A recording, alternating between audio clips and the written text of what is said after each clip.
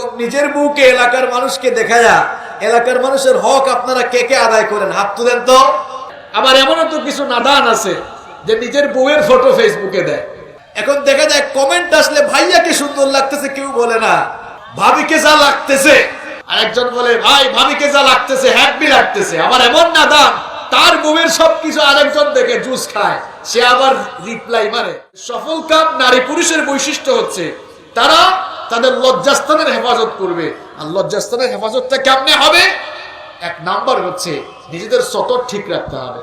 এখন আমরা সতর ঘুলে দিয়ে বেপরদা হতে হতে আমরা আমাদের মা বোনদেরকে এত বেপরদা করে দিয়েছি, এত বেপরদা করে দিয়েছি। আমরা আমাদের ওয়াইফকে পর্দায় রাখছি না, আমাদের বোনদেরকে পর্দায় রাখছি না, আমাদের মা আমাদের মেয়েদেরকে আমরা পর্দায় রাখছি না। আপনাদের মতোই অনেক ভাইরা আছেন যারা মাহফিলে আসে, আবার মাহফিল থেকে গিয়ে ভাবিকে নিয়ে যখন বের হয় বুরখা ছাড়া বের হয়। এরকম আছে না নাই? আছে না নাই? এরকমই এক ভাই সদরপুর বাজারে ভাবিকে নিয়ে দাঁড়ায় আছে, বুরখা টুরখা নাই। আরেকজন দেখে বলল ভাইয়া আপনি দেখলাম গতকাল সদরপুরের মাহফিলে গেলেন, তো আজকে ভাবিকে নিয়ে এরকম বের হইলেন কেন? কয় ভাই তোমার ভাবি তো খুব সুন্দরী, খুব রূপসী, ঘরের ভিতরে তাকে আমি সব সময় দেখি।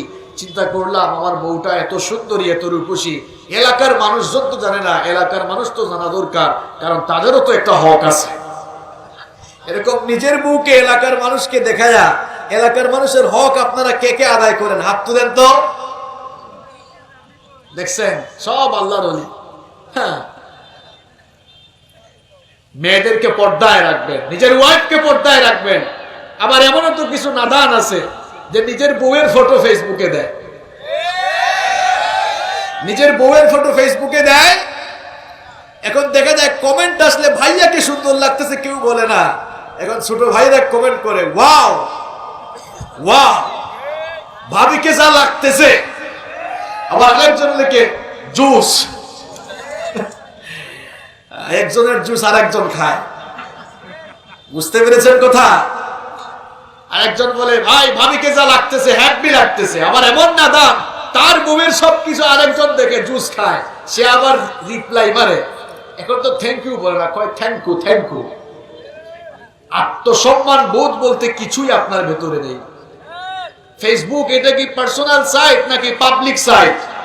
এই কথা কর না কেন? Public site. বউ কি পার্সোনাল না পাবলিক? অনেকে মেসেঞ্জারের স্টোরিতে দেয়, হোয়াটসঅ্যাপের স্টোরিতে দেয়।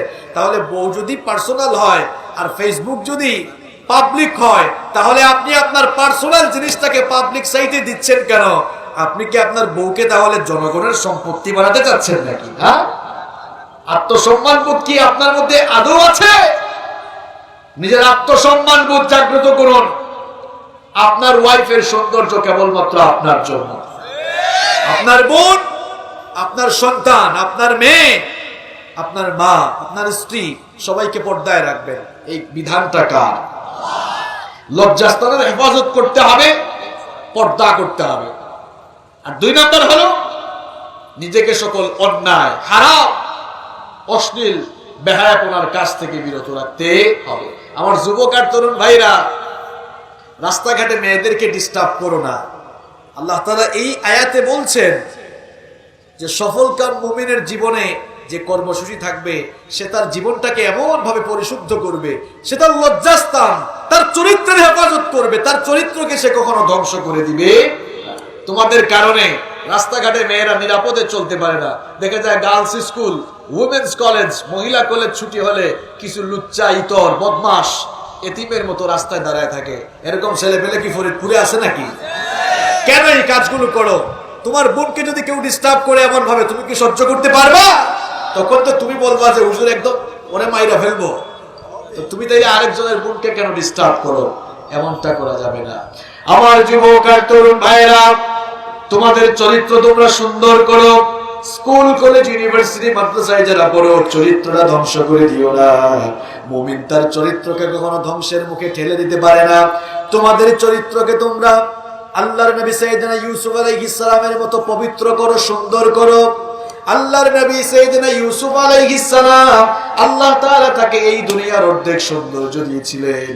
এত সুন্দর সুপুরুষ তিনি ছিলেন, যাকে দেখলে চোখ ফেরানো যেত না, যার সৌন্দর্য যার রূপে, যার দৈহিক সৌন্দর্যের মাধুর্যতায় মুগ্ধ হয়ে মিশরের সেই যুগের সুন্দরী নারীরা ফল কাটতে গিয়ে নিজেদের আঙ্গুলগুলো কেটে ফেলে দিয়েছিল। সাইয়েদনা ইউসুফ আলাইহিস সালাম যেই ঘরে বড় হয়েছিলেন, সেই ঘরের দুষ্ট মহিলা জুলাইখা সাইয়েদনা ইউসুফ আলাইহিস সালামকে প্রত্যেক দিন তার চোখের সামনে দেখে সাইয়েদনা ইউসুফ আলাইহিস সালামকে প্রত্যেক দিন তার চোখের সামনে দেখতে দেখতে লোভ সামলাতে পারে না। একদিন সে তার দাসীর মাধ্যমে একেবারে নির্জনে 7টি দরজা অতিক্রম করে তার খাস কামরা একেবারে বেডরুমের মধ্যে আমন্ত্রণ জানালো।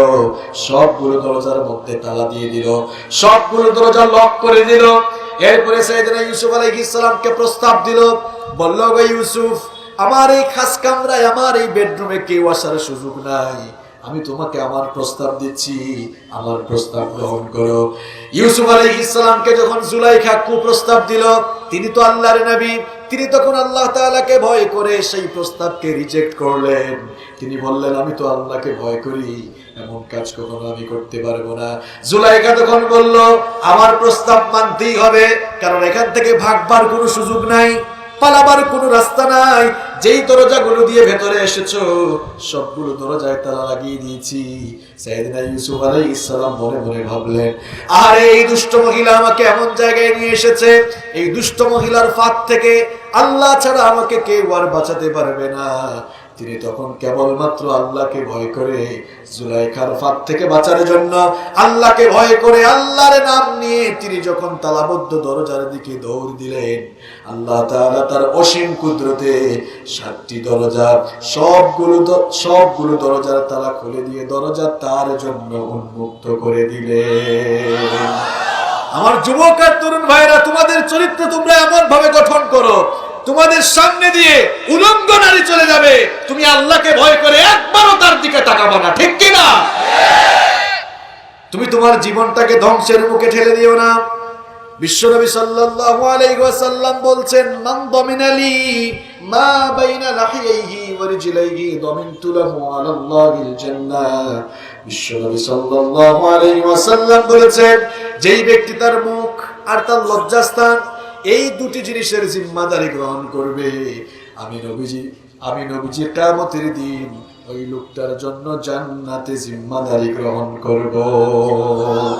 যুবক আর তরুণরা, নিজের চরিত্রের জিম্মাদারি গ্রহণ করব, নিজের চরিত্রের জিম্মাদারি গ্রহণ করো। রাসূল বলছেন, রাসূল তোমার জন্য কিয়ামতে জান্নাতের জিম্মাদারি গ্রহণ করবেন। আল্লাহু আকবার। সফলকাম মুমিনদের জীবনে 4 নম্বর যে কর্মসূচি তারা গ্রহণ করবে সেটি হচ্ছে তারা তাদের লজ্জাস্থান, তারা তাদের চরিত্রের হেফাজত করবে, চরিত্রকে কখনো ধ্বংস করে দিবে। কষ্ট হচ্ছে আপনাদের? এই তো শেষ পর্যায়ে আসছে এবং লাইনের কথাগুলোতে এখন মাত্র আসছে। ধৈর্য আছে তো আপনাদের?